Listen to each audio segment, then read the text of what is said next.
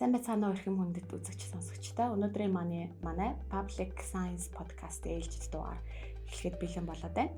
Өнөөдөр бид бүхэн эерэг сэтгэл судлал, за түүний цаана аз жаргалын тухай, хэрхэн аз жаргалтай байх талаар ярилцгаар Монгол Улсын их сургуулийн нийгмийн ухааны сургуулийн сэтгэл судлалын тэнхимийн багш Инх Түшгийг урьж авчирсан байна. Ингээд бидний урилгыг хүлээн авч ирсэнд баярлалаа.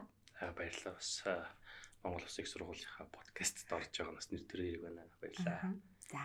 Тэгэхээр хойлоо шууд яриандаа орохдоо эхлээд аз жаргалын талаар ярих уу? Тий. Эерэг сэтгэл судлал гэдэг нь ер нь цаана аз жаргал судлал гэж ойлгоход ер нь буруудахгүй бах тий. Одоо монголчууд сүүлийн жилүүдэд аз жаргал судлал гэдэг одоо энэ нэр томьёо сэдв орж ирлээ л тий.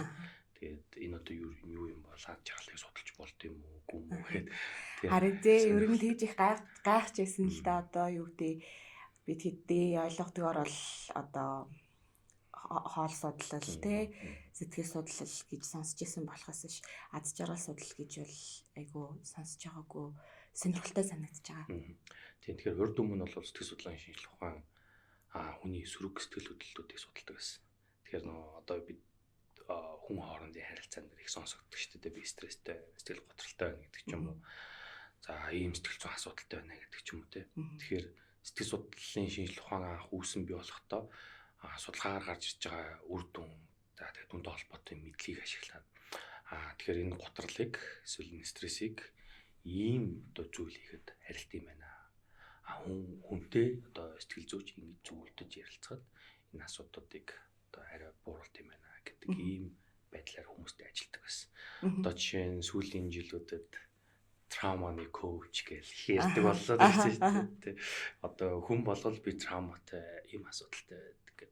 Тэгэхээр миний ойлгож байгаа бол энэ ямар нэгэн сэтгэл зүйн асуудал тохиолдсон нэг кейс гарч ирсэн хүүхэд настай холбоотой одоо бэрхшээлүүд асуудлууд байдаг юм шиг байна. Тэгэхээр хүн болгон л байгаа л да ойлгомжтой.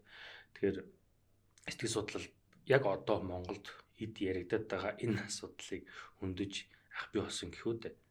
Тийм ихэнх үедээ бол хүний ой тогтоолт анхаарал яаж ажилтдаг гэж явж байгаа. Тэгээд ер нь хүн ухамсар шийдвэр гаргалт тэгээд хүн хоорондоо яаж харилцдаг гэдэг энэ асуудал дээрээс үндэслээд одоо өнөөх яриад байгаа бага нас нь хүний хожуу үеийн те насанд хүрэх амьдралынх нь сэтгэл зүйн гол цөм болдгоо гэдэг л үсэл санаа анх гарч ирсэн байдаг 20 дугаар зууны их үеэр. Сэтгэл судлалын шинжилгээ ухаан тийм. Тэгэхээр одоо бага наснд сэтгэл зүйн гэмтэл тохиолдвол энэ нэг хоримтлагдаад яваад байдаг. Тэгээд үүнээс шалтгаалаад одоо би авч явах байдал шийдвэр гаргалтанд нөлөөлдөг гэж үздэг. Тэгэхээр энэ дундаа бол та бидний сайн мэддэг ухамсаргүй эсвэл далд ухамсар гэдэг ойлголт би болсон. За тэгээд дутуугийн мэдрэмж, дутуугийн комплекс гэлтэй хүмүүс одоо маш их ярьж байна. Тэгээд Монгол хүн болгоныг ч одоо дутуугийн комплекстэй гэдэг байна шүү дээ. Тий. Тэгэхээр одоо бид одоо энийг ингээл эргээд харахаар энэ хүнийг маш их шүүмжилж байгаа үйл санаанд байхгүй. Чи комплекстэй байна тий. Чи дутуугийн мэдрэмжтэй байна. Одоо байгаа чиний хүүхэд наснаас хамаарсан гэдэг. Энэ хүний шүүмжлээд байгаа явдал. Тэгэхээр 1980-ад оноос эхлээд сэтгэл судлалын шинжилгээ ухаанд цоошин эргэлт гарч ирсэн. Тэгэхээр энэ бол энэ хүүхэд нас ч юм уу эсвэл хүнийг ингэж шүүмжилж харилцдаг энэ онол үзэл баримтлалуудаас гадна эерэг талыг нь барьж аваад эерэг сэтгэл хөдлөлийн шинж тэмдэг эерэг сэтгэл хөдлөлийг өдөөхөд өнөөх гарч ирээд байгаа сөрөг сэтгэл хөдлөл бол дарагддаг юм байна. Тэгэхээр сөрөг сэтгэл хөдлөлт бол зурлах бол болий. Эргийг өсгөхөд нь анхаарай гэдэг үгнээс эерэг сэтгэл судлал 1980-ад оноос бол бий болсон. Тэгээд энэ үеэс эхлээд яг энэ аз жаргал судалтай холбоотойгоор олон тооны судалгаанууд бий болсон байдаг. Тэгэхээр эдгээрийн гол төлөөлөгч бол Мартин Селигман гэж сэтгэл судлал зүйч байгаа. Тэгэхээр сэтгэл судлалын шинжилгээнд бол маш нэр хүндтэй. Тэгэхээр энэ хүний гаргаж ирсэн үзэл баримтлал хийсэн судалгааны үр дүнг одоо ч гэсэн барьж тайлбарладаг. Тэгэхээр бид одоо Монгол дахь одоо сэтгэл зүйн одоо практик гэх юм уу. Тэгээ хүн хоорондын харилцаан дээр ашиглаж байгаа арга зүйнүүд ингэ ажиглаад үзэхлээр бас бас тийм хоцрогдсон юм шиг те нэлээд тийм шүүмжилсэн өнгөстэй. Гэхдээ одоо энэ бага наснд тохиолдсон үйл явдал нь хожуу үеийн амьдралд нөлөөлдөггүй гэж бол би хэлэхгүй л те. Тийм. Гэхдээ энэ ч өөр нийгмийн шинжилгээ ухааны нэг хэсэг учраас яг байгалийн ухаан шиг А бол А, Б бол Б. Энэ бол үнэн, энэ бол худал гэдэг үгэд хэцүү гэдэг. Тэгэхээр энэ дээр одоо манай Монгол дагаал сэтгэл судлалын мундаг профессорууд маань юу гэж хэлдэг гэхээр та аль арга зүйг нь одоо үнэн зөв гэж үзэж ин тэр чинь үнэн байх магадaltaй гэдэг. Тэгэхээр ер нь бол позитив буюу эерэг сэтгэл судлал чинь өөр маш үр дүнтэй гэж үзэж байгаа. Энэ арга зүг ашиглаж байгаа сэтгэл судлаачид тухайн үр дүн үнэхээр одоо тухайн арга зүй нь бол үнэхээр үр дүнтэй байдаг. Далд ухамсаргууч өөр маш чухлаа гэж үзэж байгаа энэ арга зүг баримталж байгаа сэтгэл зүйчтэй бас тэр үр дүнтэй байдаг. Тийм. Гэхдээ барууны судалгааны үр дүнгуудыг харахаар одоо сэтгэл зөвлөгөөтэй үр дүнгуудыг харахаар одоо энэ ухамсаргуутай зуурал даал хүүхэд настай ингээл үзэлцэл байх нь уулзалтын тоог нэмэгдүүлэх шалтгаан болдог. Олон дахин уулзалтах тий асуудал шийдвэрлэхгүй сунжаал явах ч юм уу тий. Гэхдээ энэ нь бол цаана сэтгэл зүйчдэд бол ашигтай. Тийм учраас сэтгэл зүйчний ёс зүйн дүрмд бол шаардлага уулзалтуудыг сунгахгүй гэдэг ийм үгэн заалтууд бол байдаг л та. Тийм. Гэтэ мэдээч одоо энэ тухайн сэтгэл зашлч юм уу сэтгэл зүйч энэ уулзалтууд урт байх хэрэгтэй. Дахиад нэг асуудал илрүүлжлээ. Та одоо ийм хүнтэй гэрэлсэн чинь таны хүүхэд наснд тохиолдсон аав ээжтэй харилцаанаас үүдэлтэй байна ингээл холбохгүй юм бол байхгүй холбогдоод яваад идэг л та тий. Гэтэ энийг бас шууд няцаахад бас хэцүү тэгэл аль нь ингээл параллел байдалтай хөгжүүл яваад байгаа тий. За тэгэхээр бид өөрсдийнхөө эрэг сэтгэл хөдлөлтөд бол анхаарах шаардлагатай гэдэг бол Мартин Севлин 1980-ад онд бол би ойлгосон байдаг. Тэр үүний нэг жишээ бол хүн орлого нэмэгдэхэд аж аргалын түвшин нэмэгддэг. Аж аргалын даавар нэмэгддэг. Орлогын түвшин амжиргааны түвшнөөс их байх юм бол аж аргалын түвшин нэмэгдэх болждог. Тий. За одоо бидэд бол нэг тодорхой хүсэж байгаа санхүү хэрэгцээ байгаа тий. Тэр хэрэгцээс тавсан их хэмжээний мөнгө биднэрт орж ирэхэд бол тэр нь аж аргал байха болдог. Түүнээс өөр зүйлээс аж аргалыг ирж хайх шалтгаан болдог. Ийм учраас одоо дэлхийн тэрбумтнууд гэдэг ч юм уу асраг одоо санхүү хэрэгжүүлэхэд хүрсэн хүмүүсд бол бид нар гайхдаг шүү дээ. Ингээд зөндөө мөнгөтэй байж яагаад ингээд стресстэй байгаа, яагаад ингээд сэтгэл зүйн асуудалтай байгаа. Эсвэл яагаад юм гай зүй сонирхот ингээд те. Энийг бол Даниэл Канеман бас өөрийнхөө судалгаагаар гаргаж ирсэн байдаг. Тэгэхээр аж аргал гэдэг бол нэг тийм одоо баланс гэх юм уу та. Хит жаргалтай байж болохгүй, хит зовлонтой байж болохгүй. Энэ хоёрын дундуур явах нь хосон дээр тэнцвэр олж явж байгаа хүнтэй төстэй гэж би хараад байдаг. За мөн юуг ад жаргалтай юм бэ гэдэг ингээд үзэхлээр 1938 оноос эхэлсэн Харвардын юм судалгаа бол байдаг хгүй. Тэр Харвардын тэр судалгаан дээр 80 гаруй жил судалсан байгаа. Тэг санагдаад байна. Тэр тухайн ад жаргалын талаар тэгсэн чинь нэр хүнд мөнгө бол биш. Тогтвортой харилцаа, чанартай харилцаа гэж хүмүүс хэлсэн байдаг, хариулсан байдаг. Тийм. Тэгэхээр харилцаа асах чухал хүн хоорондын харилцаан дээр. Тийм. Мөнгө, нэр төр, их мэдл бол яг амьдралын аль биш шат дээр явж байгаа. Хэдэн настай байгаас хамаарат хүнд өөр мэдрэгддэг. Гэтэ аж аргал гэдэг бол маш тийм том өргөн үрээний бүгд субъектив ойлголттой байдаг юм л та. Хүн болгонд бол өөр. Хүн болгонд л ер нь өөр тайлбарлана. Өөр тайлбар. Гэхдээ яг тухайн моментод өөр тайлбарлахаас гадна тэр хүний хариулт нь бас байнга л өөрчлөгдөн л гэсэн үг шүү дээ. Аж аргалыг тодорхойлолт нь амьдралаас нь шалтгаална, наснаас шалтгаална. Би өнөөдөр аз жаргалыг одоо ингэж тодорхойлж исэн бол жилийн дараа миний аз жаргалыг тодорхойлолт өөрчлөгдөн л гэсэн үг шүү дээ. Өөр тэр хүний хандлагаас хамаарч. Гэхдээ аж аргал судалт бол энэ аз жаргалыг мэдэрч байгаа арга барил гэх юм уу та хүлээж авч байгаа нь хоёр ангилдаг. Хедоник болон юдоник. Доник гэдэг нь бол би яг одоо коломар бүрээр идмээр байна гэдэг ч юм уу те. Амттай хоол идмээр байна. Би дуртай кино үзмээр байна гэдэг. Тэр энэ бол төрхөн зуурт надад өгж байгаа таашаал аз жаргал юм уу та. Баяр баясгал тий. Юдоник нь болохоор юм урт хугацааны тэр нь тийм ч амар хэлбэр биш. Заримдаа бэрхшээлтэй те. Тэр бид нэ сургуулаад төгсөх ч юм уу ямар нэгэн мэргэжил ур чадрыг олж авах те амьдралын том сорилтууд байдаг. Гэхдээ тэр нь үргэлж эерэг үр дүнд хүргэдэг шүү дээ. Тэгэхээр энэ бол юдоник гэдэг. Тэгэхээр ажрал судлаачид эерэг сэтгэл зүйчд бас юу зөвлөдөг гэхээр хүн хит тийм хедоник ад жаргал давтаж болохгүй гэж зөвлөдөг. Тэгэхээр энэ төрхөн зургийн тэр таашаал бол тийм ч бас оновчтой биш. Гэхдээ тийм хедоник адаптац буюу тийм түн тасан зогсож байгаа бидний сэтгэл зүйн асуудал байдаг. Түрүүн мөнгөний жишээтэй адилхан бидэнд одоо зөвхөн санхүү хэрэгцээнд тохирсон орлого орж ирэхэд бол таашаал авч байгаа. Тэгэхээр ингээд ойрхон юм хедоник төрлийн өдөөгчд бидэнд ингээд ирээд тахлаар түнд тасан зогсчихдөг гэсэн үг. Тэр ийм аюултай байдаг тий. Тэгээ нөгөө талаас нь бол ийм том сорилтуудын дараа гарч ирсэн юм зүйлсүүд бол бид нар хэрэгтэй. Гэхдээ энэ дээрс хэд туйширж ойлгож болохгүй. Одоо энэ чи хедоник гэдэг нөө богино хугацааных нь бол бид нарт ерөөсө хэрэггүй мэнэ хайж болохгүй тий. Энэ чинь хүн хоорондын харилцаан дээр өөрөөртөө цаг зав гаргах гэдэг ч юм уу чухал зүйлс байгаад байгаа гэсэн. Тий. Мөн 1970-аад оноос эхлээд бас ажрал судалтай холбоотойгоор хүн яавал ажралтай байдаг юм бэ гэдгийг гаргаж ирсэн нэг онол үзэл баримтлага. Энэ бол флоу буюу урсгал. Энэ юу хэлээд байгаа гэхээр бид нэг дуртай зүйлээ хийхлээр нэг тийм төлөв байдалд орчдөг, нэг тийм транст ороод байгаа юм шиг. Яг тухайн үйлдэл төвлөрөөд юмнууд өөр босод зүйлсүүдийг бол одоо үйл ажиллах ч юм уу те одоо чинь ажилдаа дуртай хүн бол одоо хитэн цагаар ч гэсэн ажилласан хэцүү ядраадаг байсан ч гэсэн хийдэг те хийгээд гарт марчдаг те тэгээд олон жилийн судалгааны үр дүнгээс харахаар энэ урсгал төлөвт орох нь өөрөө ад жаргал юм байна гэж тайлбарладаг. Гэтэ хүмүүсийн жишээнд хараад үзэхлээр ажил мэргэжилтэй холбоотой орж юм. Эсвэл энэ урт цагийн хугацаанд дуртай зүйлээ хийх, хоббитэй байх ч юм уу тий.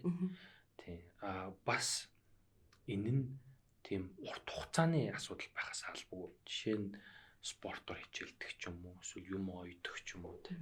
Эсвэл кино үздэг ч юм уу тий. Тэгэхээр энэ асуудлууд ч гэсэн бас бид нар тодорхой хэмжээний урсгалд оруулдаг гэж үздэг. Гэтэ энэ урсгал өөрөө эцхий хэцүү эсвэл маш амархан байх юм бол хүн эндээс амархан залхаждаг гэж байгаа. Яг энэ хоёр яг дундуур байх юм бол яг энэ урсгал төлөвтө байнга ороод өөртөө наачралыг бий болгоод байдаг гэж үздэг. Одоо 1980-аад он хүртэл бол сэтгэл судлалыг бол ерөнхийдөө дандаа хүний сөрөг мэдрэмжүүд дээр тулгуурлаж хүнтэй харилцдаг байсан гэж ойлголоо тий. Зөв тий. Тий. Сөрөг асуудлуудыг голлон авч үздэг. Гэхдээ энэ чинь өөрөө хүний зан чанар яаж үүсдэг вэ гэдэг асуудлаас эхэлдэг байхгүй юу? Жишээ нь манай сэтгэл судлалт одоо Big 5 гэдэг ийм онол дээр суурилсан сэтгэл зүйн тестийн талаар их ярьдаг, ашигладаг. Энэ Big 5-ийн нэг хэв шинж буюу невротицизм гэдэг хэв шинж нь өндөр байхлаар тэр хүн юмд амархан уурладаг, бохимддаг гэж тайлбарладаг. Имзэг гэх юм уу та ийм хүмүүс байдаг шүү дээ амьдрал дээр. Амархан стресстэй тий. Тэгээд бас энэтэй холбоотойгоор 1950-ад онд Розенман гэдэг одоо энэ клиникийн одоо энэ мэрэгжилтэн одоо эмнэлгийн коридорын хүлээлгийн одоо сандал дээр ингээ урд хэсэг нь илгэсэн байгааг ажигласан байгаа байхгүй. За. Яагаад илгэсэн бэхээр тэнд сууж байгаа хүмүүс ингээ тав тухгүй ямар нэгэн байдлаар хадгалсан те.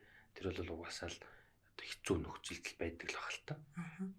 Тэг ингээд тав тухгүй ингээд нааш цаашаа хөдөлсөөр байгаа тэр сандал нь илгэдсэн байгаа.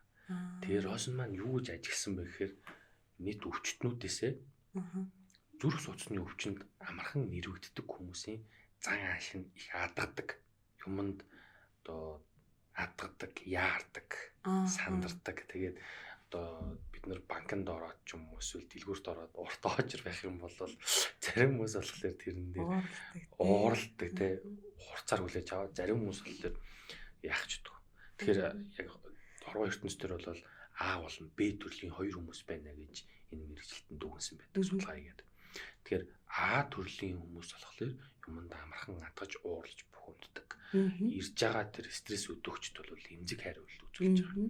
Тэгэхээр энэ нь одоо нөгөө эмнэлгийн коридор дээр цухалдж суугаад байгаа хүмүүс байгаа. Б төрлийн хүмүүс бол харьцангуй тайван. Ийм учраас зүрх судасны өвчнөд бол нэрвэгддэг гэж үздэг.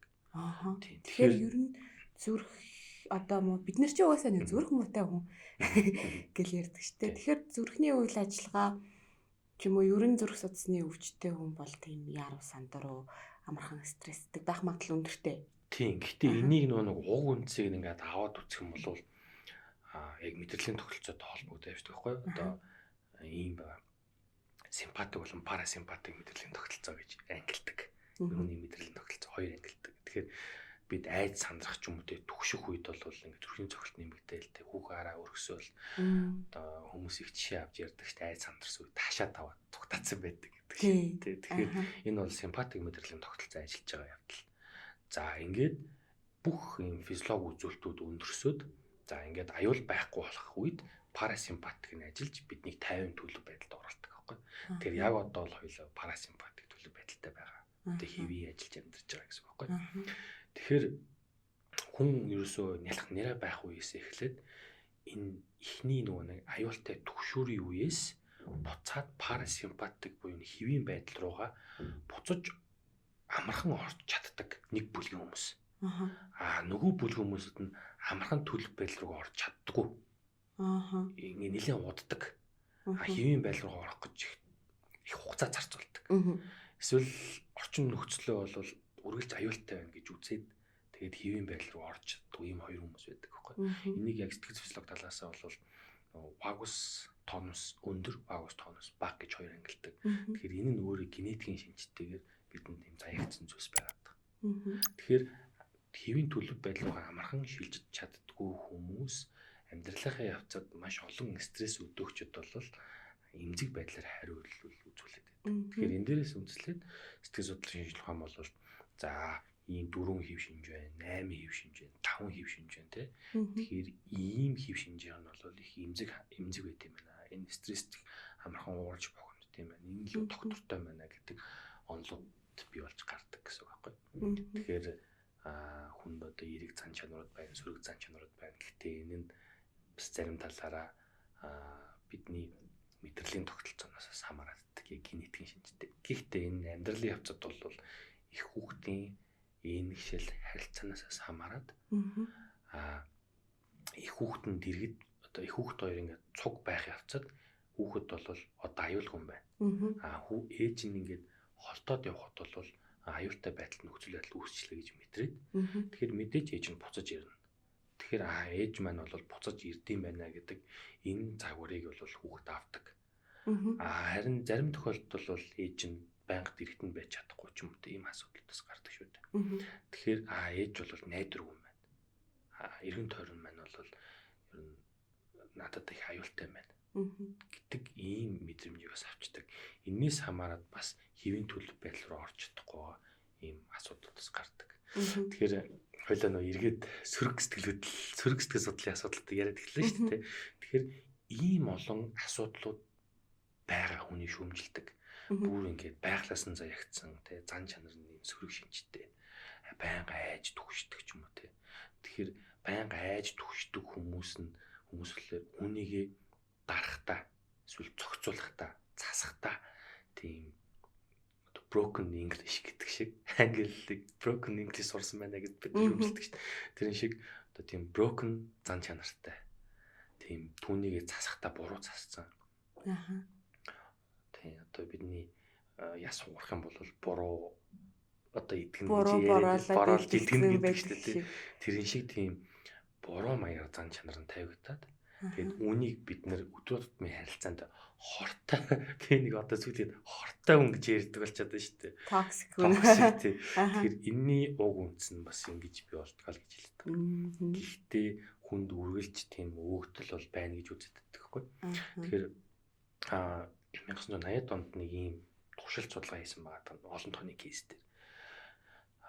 Суглаанд их хэмжээний мөнгө очоод нөгөө талд нь болохоор яг тухайн цаг үед осолд орж бүсдгээс доош би бол мэдээ алдсан гэдэг юм хоёр хүмүүсийг судалж үзсэн байна.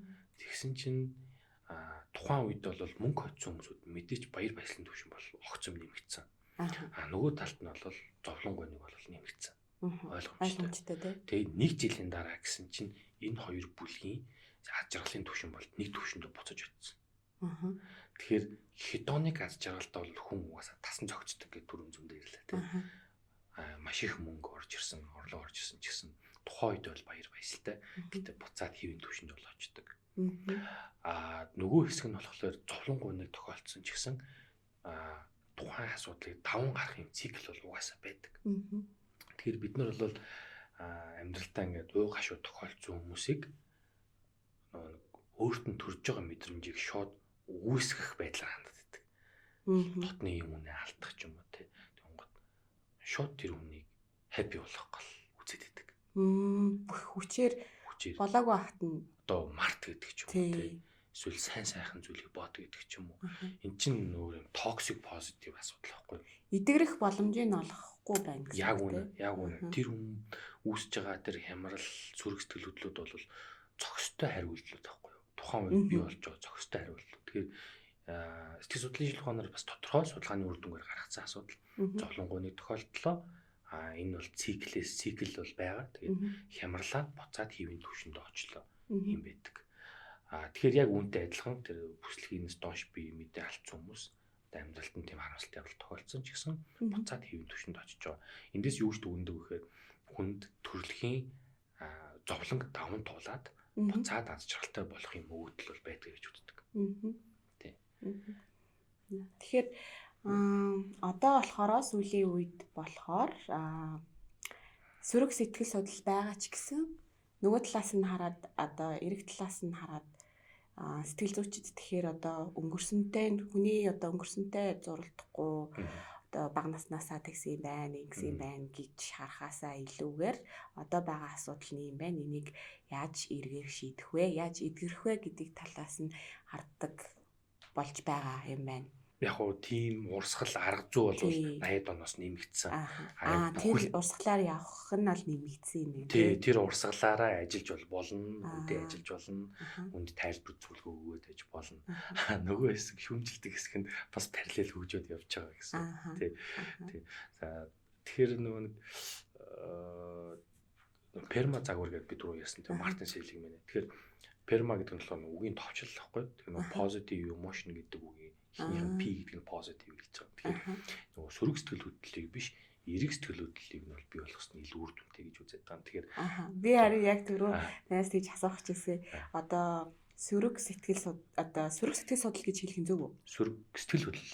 Сөрөг сэтгэл хөдлөл талаас нь одоо хүнтэй ярилцах, ажиллах, эрэг сэтгэл хөдлөл талаас нь хүнтэй ажиллахын ер нь аль нь илүү үр дүнтэй гэж та боддог вэ гэж асуух гэсэн байна.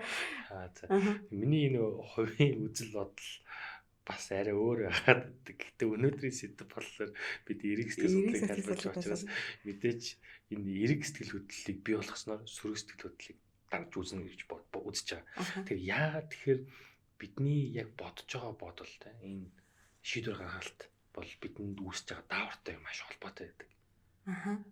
Дааврын одоо стрессийг үүсгэж байгаа дааврыг бол кортизол гэдэг. Тэгэхээр хүн өглөөс ирээд босох хүртэл бол 30-45 минутын турш одоо эхний 30-45 минут турш стрессийн даавар буюу кортизол өндөр идэг гэж үздэг. Тийм учраас өглөө босоход хэцүү байдаг. Өглөө босох хэцүү. Тэгээд нэг сайхан таатай бол байдаг. Гэхдээ байгалийн жамаараас ирэх бас арай өөр л хаалта.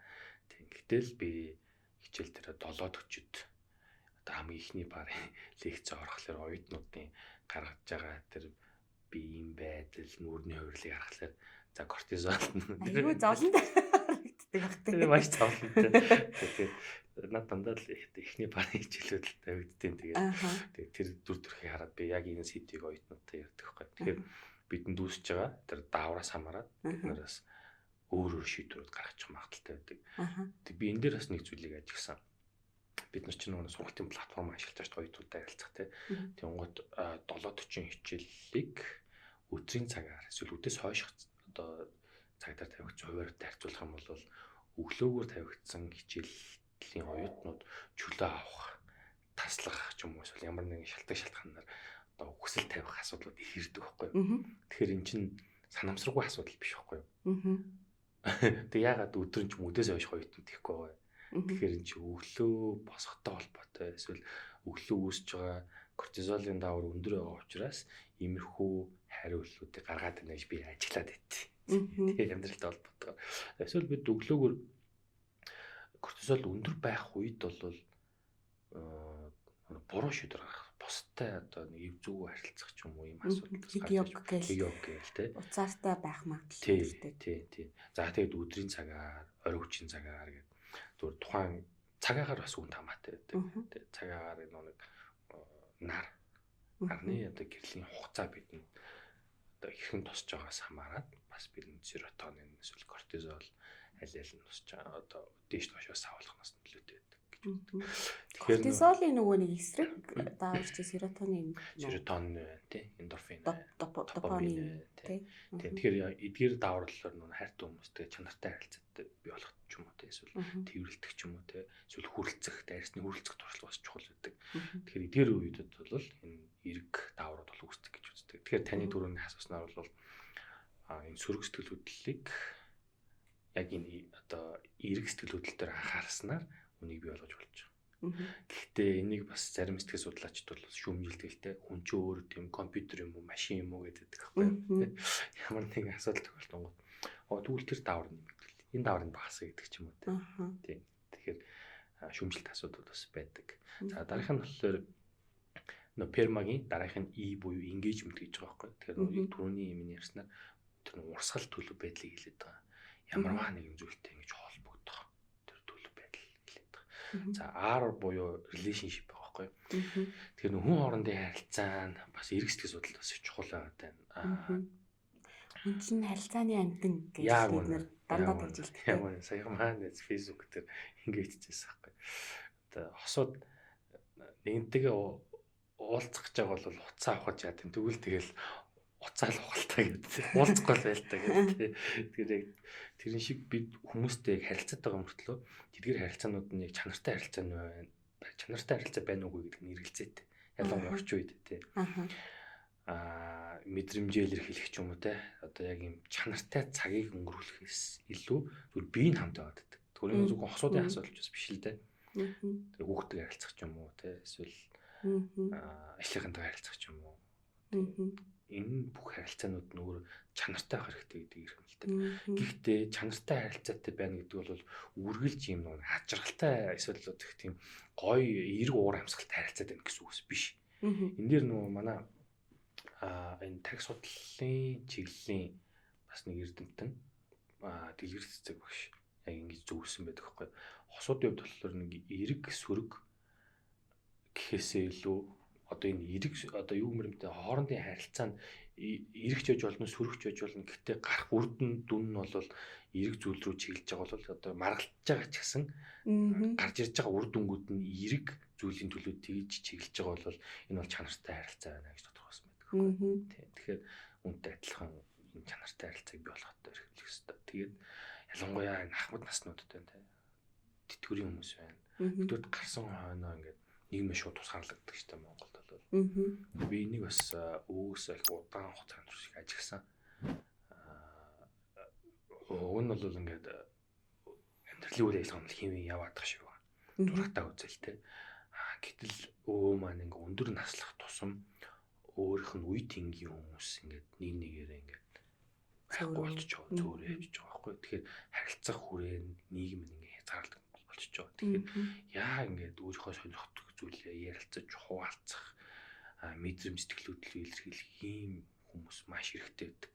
Тэгэхээр бас амьдралын өөр үеүүдэд бас юм ялгаатай асуудал бас гардаг байна л та. Тэгэхээр бид нар одоо хөгшин ахмад настай хүмүүстэйгээ ингээд уулзахдаа ойр зур юмыг асуугаал ингээд өнгөрдөг штеп. Тэр уг нь тэр хүмүүст бустай харилцах юм хэрэгцээ бол маш өндөр байдаг гэдгийг ойлгох хэрэгтэй. Тэгэхээр чанартай харилцааг бий болгох хэрэгтэй. Тэндээс ажралыг бий болгох гэж үздэг.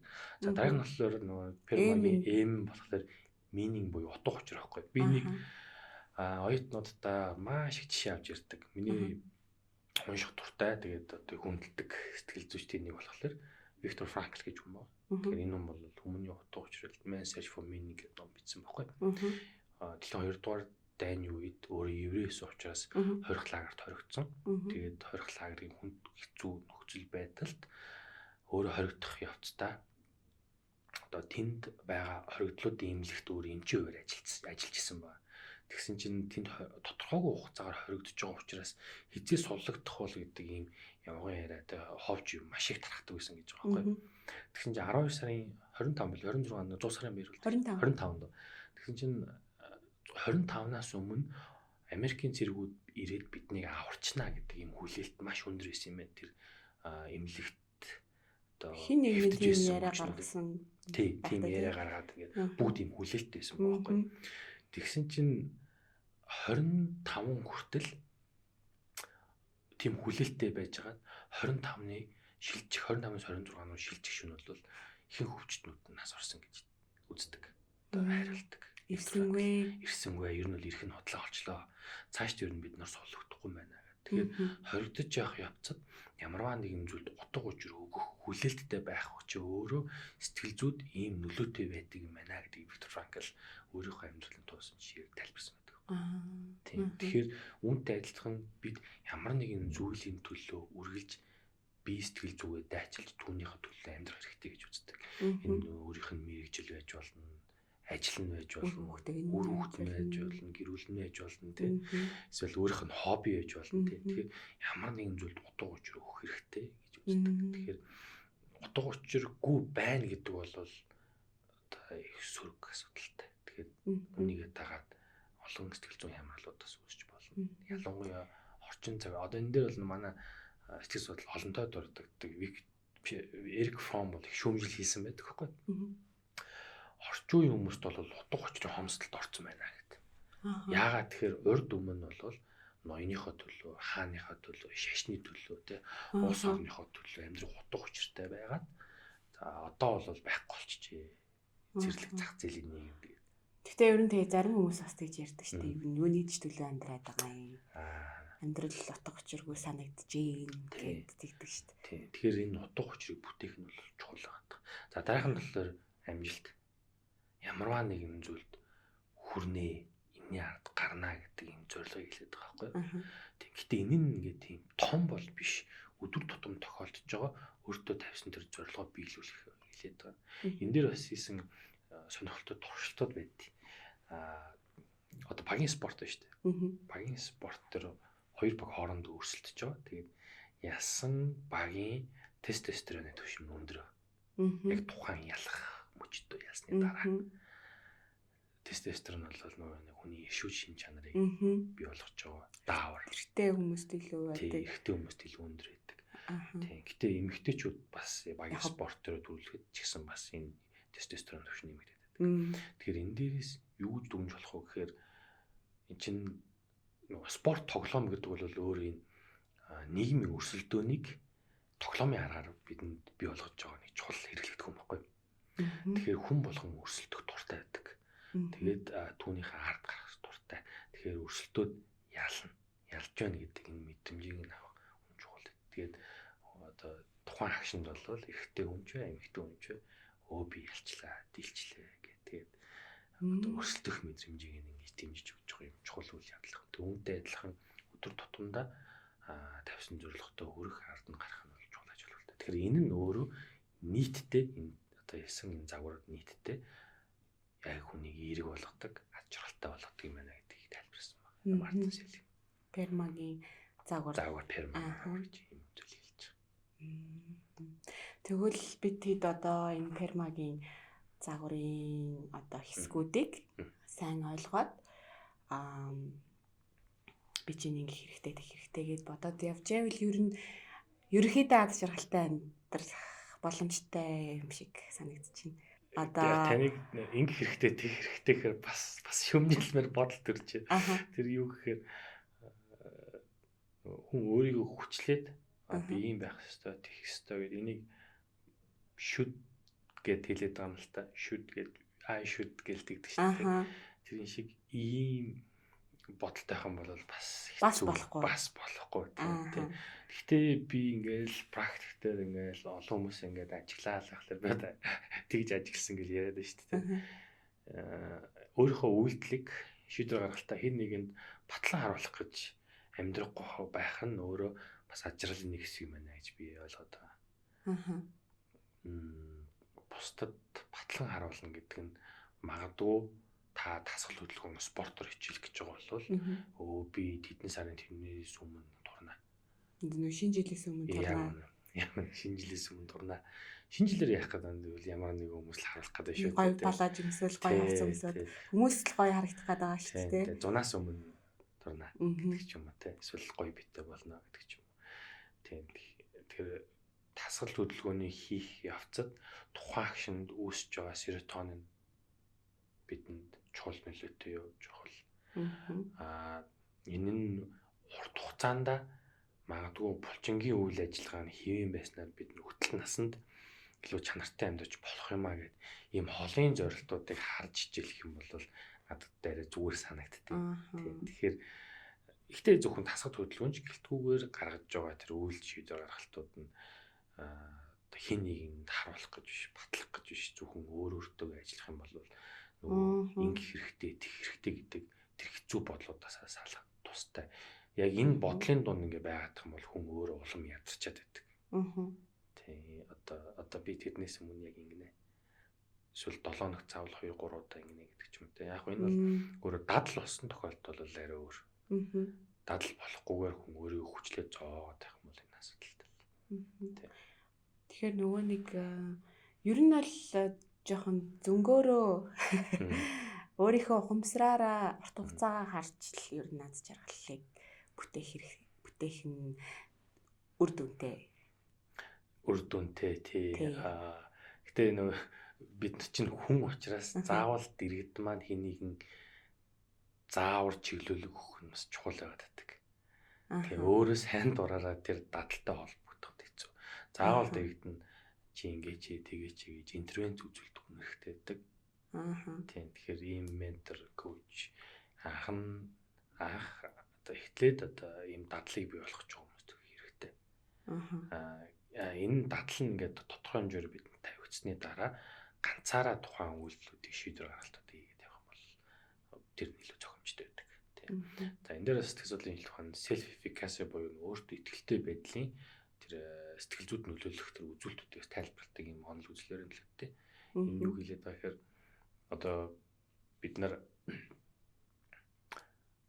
энийг бол нэг сагсан бөмбөгийн жишээн дээр их ярьдаг. Сагсан бөмбөг чөлөө шийдэлт хийдэг штэ торгуулийн шийдэлт. Тэгэхээр энэ торгуулийн шийдэлтийг би хийж чаднаа гэж итгэх нь өөрөө чадвар хэдийгээр доогуур байгаа ч гэсэн нөгөө бүлгийн хүмүүстэй харьцуулах юм бол торгуулийн шийдэлтийг их магадлалыг нэмэгдүүлдэг. Энтэй адилхан бүхий л үйлдэл шийдвэр гаргалт тэр зан үйлийг өөртөө итгэлтэй тэр чадамжиндаа итгэснээрээ тэр үзүүлэлтүүдийг нэмэгдүүлж болдог. Бүх зүйлтэй суралцахуудаар ч гэсэн бас энэ яригддаг. Дөрөв нөгөө нэг аз жаргалын одоо пермагийн загварчлалтээр meaning гэх нэг утга гэдээ ирчихсэн шүү дээ. Тэгэхээр энэ утга дотор одоо хүний өөртөө итгэх ямар нэгэн зүйлд итгэх энэ итгэл үнэмшил орох юм байна. Тий. Тэр хүний итгэл үнэмшлийг яриад байгаа. Энэтэй холбоотой надад нэг шинэ жишээ санаанд орж ирлээ л дээ. Би хэдэн жилийн өмнөөс нагас ихч хорт хавдраар алдсан байхгүй. Тэгээд хорт хавдраараа ингэж өвдөж шаналж явах явцдаа маш олон шаардлагагүй гэмээр зүйлс сэтгэл зүгөө ингэж даатгаж орчих юм надад ажиглагдав. Би тухайд бол болохгүй энэ буруу гэж шүмжилж лээ. Тэгэхээр тийм нөхцөл байдалд орсон хүн чинь одоо ийм зүйл хийх юм бол хэрэгтэй ингүүлч одоо харагдаж магадгүй юм гэдэг янз бүрийн л арга замыг эрэлхийлэх байх л та. Тийм. Тэгээ би сүүлд хорт хавдартай хүмүүсийн сэтгэл зүйн байр байдлын талаар ингэж уншиж үзэхлээр энэ утга учир өгж байгаа тэр зүйлсүүдийг нь бол аль үүсэхгүйгээр ойр дотны хүмүүс нь харилцаж ойлголцох хэрэгтэй гэж хэлсэн. Тэгэхээр нөгөө хүн буруу зүйл буюу одоо тийм мухар сүсгийн зүйлд итгэж байгаа хүртэл бас шууд үгүйсэж боломгүй л байна л да. Энэ тохиолдол дээр бас би тэгж ойлгосон. Тэгэхээр амьдралдаа иймж зүйл хийх юм бол зөв, иймж зүйл хийх юм бол одоо мөнгө дууддаг гэдэг ч юм уу тийм шууд тэр үний ихтгэл үнэмшлийг утга учирыг чин буруу гэдэг нь заах чаас буруу санагдав. Ихтгэл үнэмшлийг нь ер нь бол мохоогоод байна л гэсэн үг шүү дээ. Тэр ихээр тэр нь өөрийнх нь удирдаа сэтгэл санааг нь эерэг таатай ажралтай байлгаад тахт нь би дундуур нь оролцож тэрийг нэвдэж яах юм бэ? Тий. Сэтгэл хөдлөл одоо нөгөө нэг ихэнд ярьжсэн шүү дээ. Юмыг ингэж айгүй хурдан стресстэй, хурдан эмзгээр хүлээж авдаг нөхцөл байдлуудыг нөгөө талд нь болохоор илүү юм тайван чанартай, тайван төлөвтэй хурдан ордог ийм төлөвтэй хоёр төрлийн хүмүүс байна гэдэг чинь. Тэгэхээр ер нь энэ одоо зам төлөв чанар ер нь удамших магадaltaй юу? Тийм энэ дээрээс ийсэн судалгаанууд байдаг. Зүрх судасны өвчнөөр нь асуурсан эсвэл зүрх судасны өвчтөй хүмүүсийн хүүхдүүд нь одоо эрүүл эцэгтэйс хүүхдүүдэд харьцуулах юм бол эргээд нөгөө тэр парасимпатик буюу хэвийн төлөв байдал руугаа орж чаддаг. Энийг нь юугаар хардаг вэ гэхээр зүрхний цогцолтыг нь хэмжиж байгаа байхгүй. Тэгээд зүрхний цогцолт нь бол нөгөө бүлэг хүмүүс арай өндөр байгаад байдаг. Тэгэхээр энэ хүмүүст бол эцэгээс нь юм өөлөгдсөн одоо зүрхний юм савлалт бол байна гэж дүгнэд байдаг. Гэхдээ генетикийн нөгөө тал нь бол генетик өөрчлөгдөж болно гэж үзэж байгаа. Би генетикийн зарчим байдаг штэ. Тэгэхээр нөгөө аж аргал судал, эрэг сэтгэл судлалын гол зорилго бол та ямар ч өгдөлтэй байсан ч юм бол өөрчлөгдөнө. Жишээ нь Мартин Селигманы энэ перма загвар дээр анхаарахад л өөрөөр хэлбэл амьдралын юмэг чинь таныг аж аргалтай болгож өөрчилж чадна гэж үздэг. Үүгээр давуу талт. Тэгэхээр ер нь бол сэтгэл одоо хөдлөлийн тэр зан анаашийн байдал бол удамших магадaltaй. Тэгтээ одоо тэрний сүрэг тал руугаа байсан ч гэсэн эрэг сэтгэл судлал одоо аз жаргал судлалын харах өнцгөр бол үнийг бол засах боломжтой. Та ямар ч өгдөлт суурьтай байсан өөрчлөх боломжтой гэж үзэж байна тийм. Мөн хүнд хэцүү явдал тохиолдсон ч сэтгэл зүйн хямралын асуудлууд бий болсон ч энэ нь эргээд аж жаргалынхаа тэр арга зам руу ордог. Зам руу буцаж ордог гэдгийг ойлгох хэрэгтэй. Бас үзэгчтэй нэг зүйлийг сануулж хэлэхэд яг түрүүн ярьснаар хэцүү хүнд асуудлууд тохиолдсон үед сайн сайхныг бодоо бүх зүйл сайн сайхан болно гэд токсик позитивизмд автах энэ үзэл санаанаас бидний өнөөдрийн ярьж байгаа сэдвийг ялах хэрэгтэй. Тийм. Би зарим зүйлээр шүүмжлэлтэй хандаж хэлээд байна шүү дээ тийм. Энийг бол амьдралын юм маягаар ингэж өөрчилж болно. Түүнээс биш амьдралд нь байшинд гал гарч яхад кофе уугаад байдаг. Одоо тийм мем зургууд яваад байдаг шүү дээ. Тэрэн шиг нэг шаардлагатай авах арга хэмжээнүүд байсаар байтал бүх зүйл сайн сайхан болно гэд өөрөөсөө ямар ч орлого ихгүйгээр сайн сайхан тухай бодоод яваад байгаа гэсэн үг ерөөсөө биш. Энтэй хольж утгаж болохгүй. Тийм. Юу нь л тийм байна те. Цаанаа ухамсарлаад ойлгоод явах. Тэгээ одоо энийг одоо дэлгэрүүлж байгаа юм одоо юм олон тийм коуч менторуд байна штэ. Монголд эд гарч ирж байгаа сайхан зүйл бод. Сайн зүйл бод. Одоо ёстой сайхан л зүйлийн талаар ингээ бодоодох юм бол. Боцсон юм чинь л ер нь чам дээр ирдэг мэрдэг. Тийм. Энэ бол буруу юм. Токсик позитивизмын асуудлыг тэрвэрж байгаа юм ятал. Тэгтээ ер нь сүүлийн үед тэгтээ энэ нөгөө нэг илүү цаад утга учирыг ухамсарлаж аз жаргалтай байхаас илүү ер нь ингээд жоохон хүчээр за одоо сайхан юм бодох хэрэгтэй. Сайхан юм бодъё гэдэг юм ер нь хүн болгонд аягүй тохиолдож байгаа хэрэг гэж би бодож. Нөгөө нэг дэлгүүлүү эсвэл тэг яг гэд тэгээд байгаа шүү дээ. Тийм. Одоо энэ эрэг сэтгэл судлал, аж аргал судлал чинь бидэнд шаардлагатай зүйлсийн чухлын ирэмбийг бас ойлгуулж өгөх тусалдаг. Тэгүүгээр бас давуу талтай.